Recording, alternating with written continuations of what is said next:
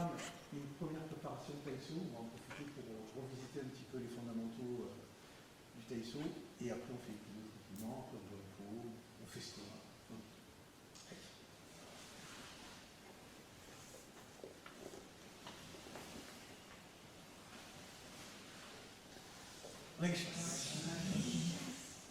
Alors le premier kion du Taiso, c'est Mokuso. Mokuso, ça veut dire taire ou calmer ses pensées. Donc c'est comme une méditation.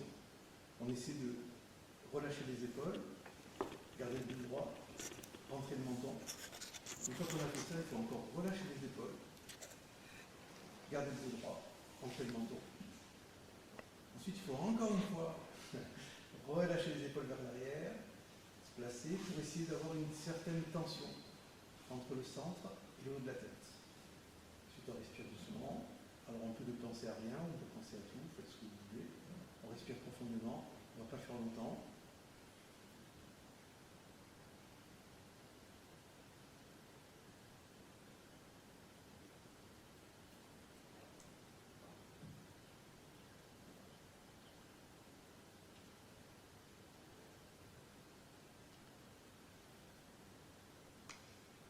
Expirez naturellement par le nez. Expirez par le nez.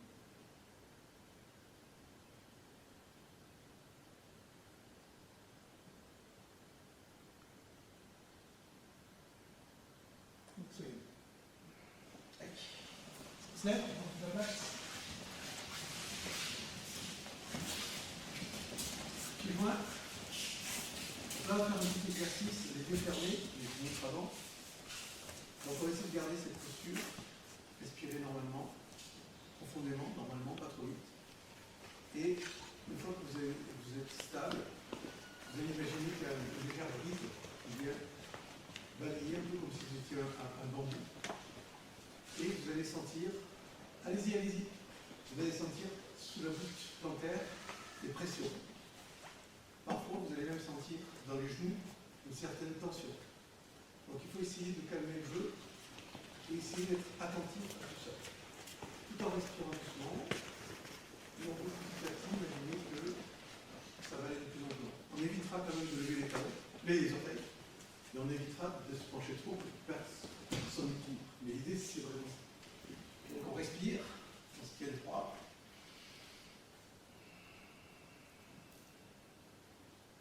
On imagine qu'on est tiré par le ciel avec une ficelle qui nous tiendrait par le sommet du crâne. Donc on étire un peu la colonne vertébrale vers le haut. Et là on accepte la brise. Donc on se penche un peu à l'avant. On revient un peu à droite, un peu à gauche. Laissez-vous guider simplement. Inspirez doucement. Sentez la pression sous la voûte plantaire ou l'absence de pression.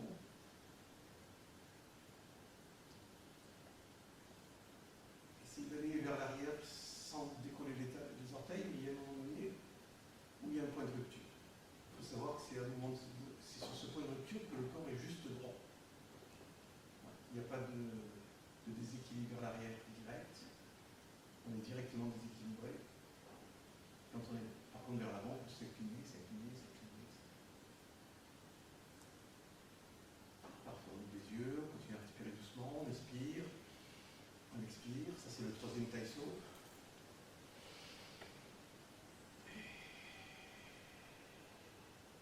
On va pousser vers le ciel, pousser vers la tête.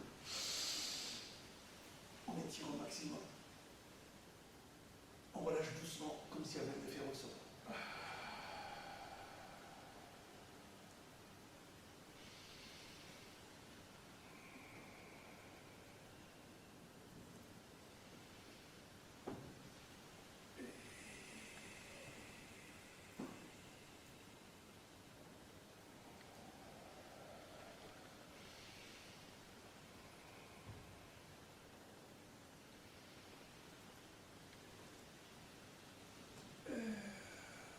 Poussez avec la paume de main et poussez avec la paume de main, avec le talon de la main. Et on relâche. Une fois.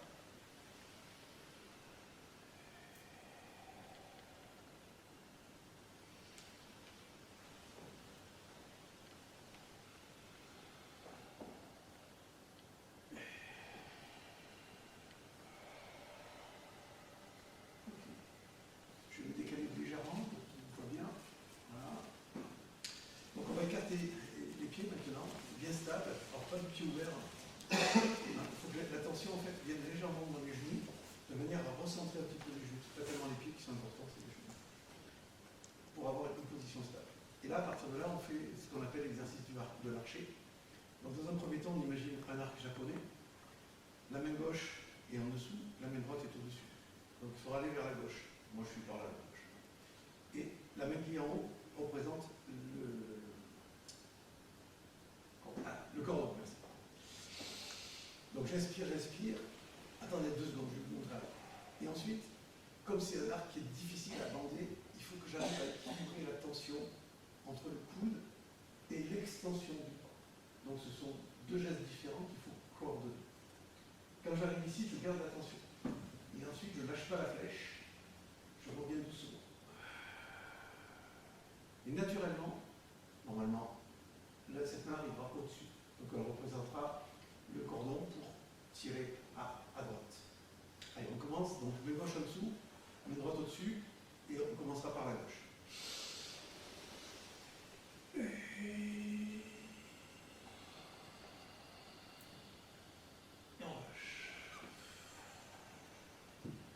Alors avant de continuer, si je dois tirer une flèche, il ne faut pas que mon coude aille en arrière.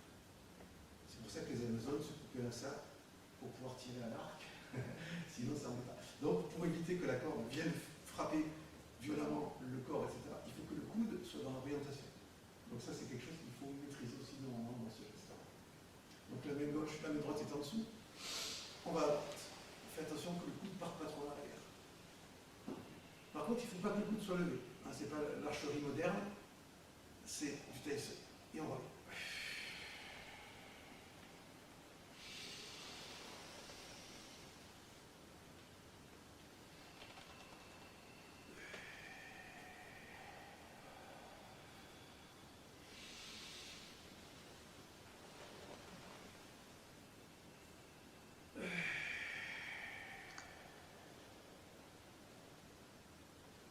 On serre un peu les pieds, pas trop. Et là maintenant on va faire ce qu'on appelle des poussées. On verrait qu'il y a une poussée qui est un peu spéciale. Donc la première poussée, en fait je vais étirer la jambe arrière. C'est important d'avoir le pied dans le bon axe, sinon vous passez totalement à côté de l'exercice. Donc le pied étant dans l'axe, j'avance vers l'avant, je garde mes rails, comme si les pieds étaient sur des rails. Et à partir d'ici, je vais venir placer mes mains au niveau du sternum. Puis je vais pousser, cependant que le genou va pousser. Et ça va étirer le mollet et le tendon d'Achille. Je garde la tension. Et je reviens. Quand vous revenez, faites attention de ne pas tourner votre pied. Ensuite, on fera le côté. Donc on commence en avançant la jambe droite pour étirer la jambe gauche. Donc c'est la jambe droite qui avance. On respire, on place, on réfléchit, on pousse. Alors attention de ne pas remonter, on reste au niveau du sternum. La tête trop haute. Descends les mains. Voilà, nickel. Voilà. Là, il y a l'énergie qui passe au travers. Un peu comme, comment il s'appelle le super-héros là, Iron Man. Ah,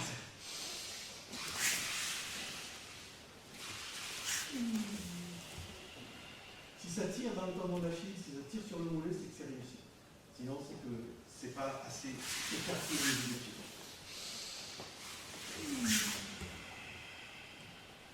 Les coudes un peu rentrés, de manière à ne pas être trop large, les coudes un peu rentrés. Les épaules relâchées, le dos droit.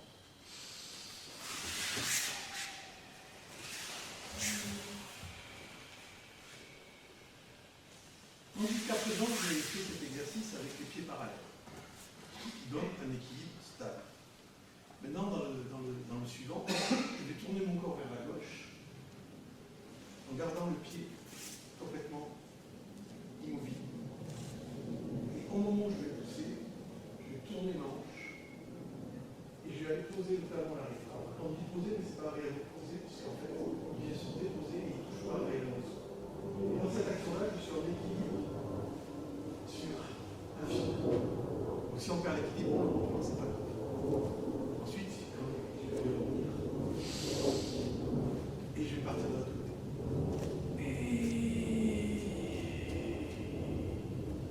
Et je reviens. On commence vers la gauche.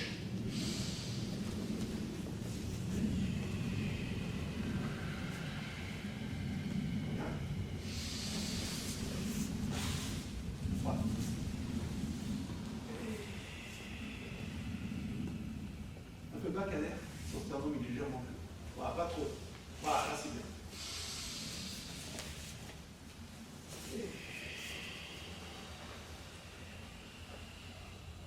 Frédéric, ton carrette, votre somme. Ah, nickel, parfait.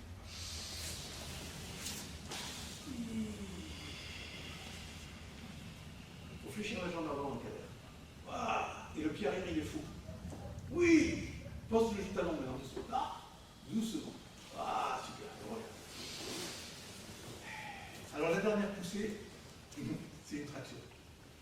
Donc je recule la jambe gauche et je fais comme si vous aviez un chariot rempli de bouteilles d'eau que vous vouliez tirer. Et ensuite je relâche. Quand c'est vite fait, c'est hey, oh, hey. Et là, on retrouve cet esprit dans ce travail. Là les pieds sont pareils. Donc j'inspire, je retire le pied gauche, je le mets bien dans l'axe. Je pose mes mains sur le chariot imaginaire, hein. Et quand je tire, je vais serrer les poings doucement, en commençant par le petit doigt, et je vais ramener à moi en poussant le hara vers l'avant. Et je pousse avec le hara vers l'avant. Et je relâche. Je reviens pied joint, avec les parallèles, et je pars avec l'autre côté. Là, ton pied est tourné, Jacques. Le pied est tourné, alors là, c'est pied parallèle. Voilà, là, on est parallèle. Ce qu'il faut éviter, c'est de tourner le talon. Et ça, on va retrouver ça après dans la posture d'aïkido. Des fois, on dit le talon, il est trop ouvert, etc. C'est exactement ça. Alors, on revient vers l'avant. On refait la jambe gauche. Et je repousse. Là, les mains sont plutôt au niveau de la ceinture supérieure. Ils ne sont pas au niveau du sternum. Hein, au départ, oui. Et ensuite, je pose mes mains et je tire. Et je repousse. On va en profiter pour garder les jambes un peu plus écartées. Et le dernier taisho, c'est Shinkoku, Fuditama, celui qu'on fait de temps en temps en fin de cours. J'inspire, je pousse mon hara vers l'avant, et quand je sens que les talons vont décoller, j'arrête. Je reviens doucement. Comme si je fleurais l'eau. Alors l'eau, elle est toujours au même niveau. Ça ne peut pas monter, ça ne peut pas descendre. Je passe sur l'eau. Donc on inspire. Avec le dos de la main, le bout des doigts, on fleure l'eau. Et ensuite, avec l'intérieur des doigts, je fleure l'eau. Quand je sens que je perds l'équilibre, je m'arrête. Un peu plus vers l'avant, le hara tiré. Pousse. Ah, c'est ça, laisse tomber vers l'avant. Un peu comme si on allait faire un saut de large.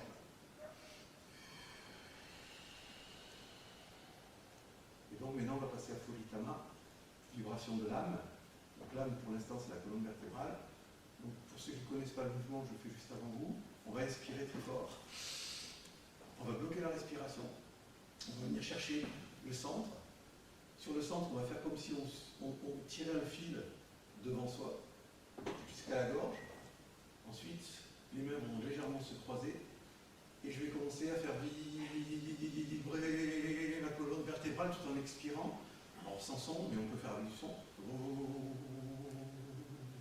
Et quand on n'a plus d'air, on continue, je viens tout expirer.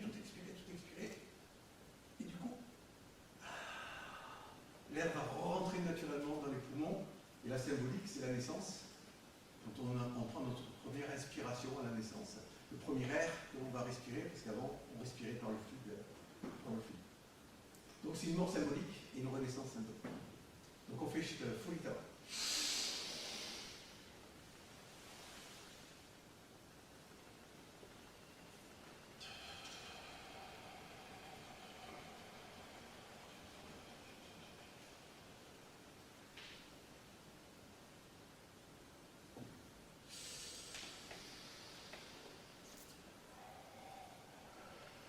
Ben c'est parfait.